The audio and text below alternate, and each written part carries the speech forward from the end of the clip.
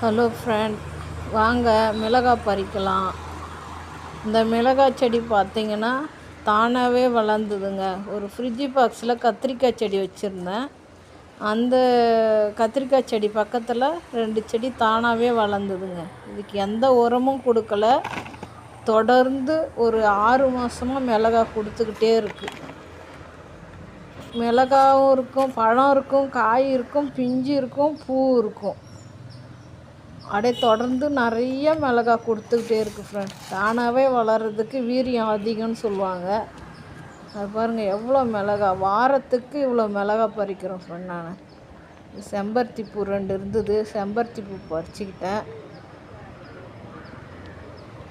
நல்லா செம்பருத்தி பூ டீ போட்டு குடிக்கலாம் ஃப்ரெண்ட்.